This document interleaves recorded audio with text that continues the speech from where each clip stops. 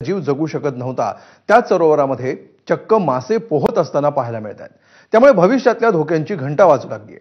पाहूया याविषयीचा आमचे प्रतिनिधी डॉक्टर संजय महाजन यांचा हा स्पेशल रिपोर्ट।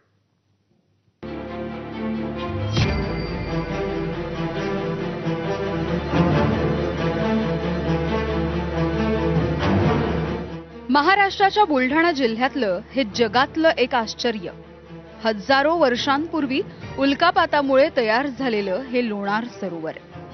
या सरोवराच्या भौगोलिक आणि रासायनिक वैशिष्ट्यांमुळे जगभरातल्या शास्त्रज्ञांसाठी लोणार हा एक कुतूहलाचा विषय। पण याच लोणारची आताची ही अवस्था आहे।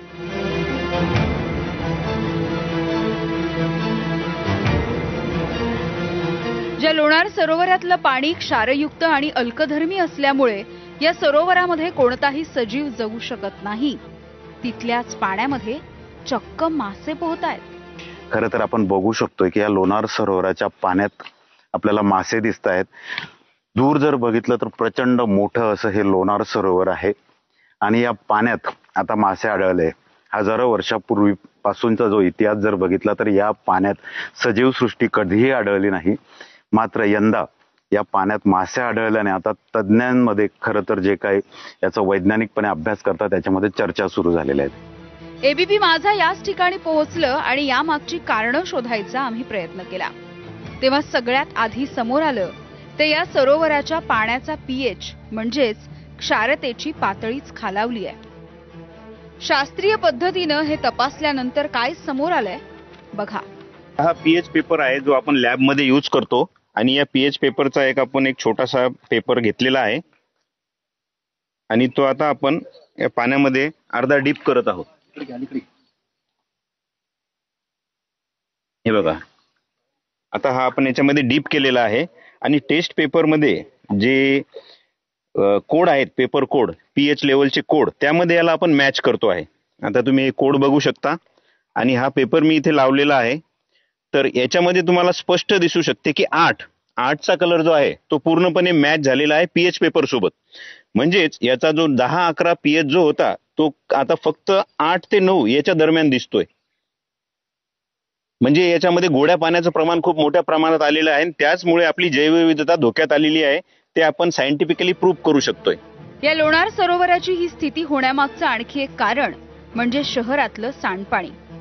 शहरातलं सांडपाणी थेट सरोवरामध्ये सोडलं जाऊ नये यासाठी नीरी संस्थेनं प्रकल्प उभारला।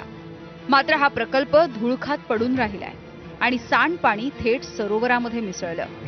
सोबतच यंदा या परिसरामध्ये अधिक पाऊस झाला, त्यामुळे इथल्या क्षारयुक्त पाण्याचा गुणधर्म बदलल्याचं बोललं जात आहे। सगळ्यात महत्वाची गोष्ट, स्पेशली सूक्ष्म जीवशास्त्रज्ञांच्या दृष्टीने महत्वाची गोष्ट म्हणजे अशा तऱ्हेचे मासे ह्या पाण्यात येणं हा त्या तलावाच्या पर्यावरणाला प्रचंड धोका आहे।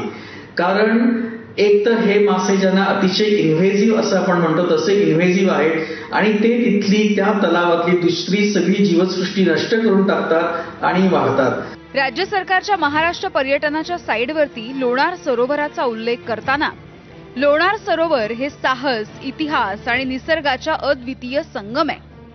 या जागेचं भूगर्भशास्त्रीय महत्व आणि त्याचं नैसर्गिक सौंदर्य सोबतच प्राचीन मंदिरं यामुळे हे ठिकाण नक्कीच भेट देण्यासारखं आहे असा उल्लेख आहे। इंटरनेटवरून सरोवराचं महात्म्य सांगणारं राज्याचं पर्यटन मंत्रालय या सरोवराच्या संवर्धनाच्या वेळी मात्र झोपा काढतंय का असा प्रश्न पडतो। मोठ्या प्रमाणात या खाऱ्या पाण्यात आता या मासे आढळल्याने चर्चांना आता सुरुवात झालेली आहे आणि या पाण्यात जीवसृष्टी निर्माण झाल्याचं बोललं जात आहे। खरं तरी भविष्य काळात काहींचं म्हणणं आहे धोक्याची घंटा आहे, मात्र प्रशासनाने यावर अद्यापही कुठलंही स्पष्टीकरण दिलेलं नाही। खरं तर या लोणार सरोवराला लाखो वर्षांचा इतिहास आहे आणि हा इतिहास जपणं हे सरकार आणि पुरातत्व विभागाचं काम आहे। या सरोवराला युनेस्कोनं जागतिक वारसा स्थळांचा दर्जा दिला, ते सरोवर आपल्या महाराष्ट्रात आहे आणि त्याचं संवर्धन कशा पद्धतीनं व्हायला हवं याचं भानच आपल्याला नसावं हे आपलंच दुर्दैव। त्यामुळे आता तरी ऐतिहासिक आणि अद्भुत अशा लोणार सरोवराच्या जतनासाठी नेमकं काय काय करता येईल यावरती प्रशासनानं तातडीनं लक्ष देण्याची गरज आहे। डॉक्टर संजय महाजनसह bureau report, ABP Majha, Buldhana. तर अमेरिकेचे अध्यक्ष डोनाल्ड ट्रम्प यांनी आता भारतीयांची कोंडी करण्याचा नवा